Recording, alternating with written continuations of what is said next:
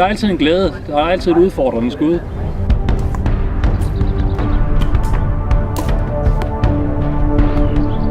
Det er sådan en flow-oplevelse eller en tilstand af at være i 100% balance.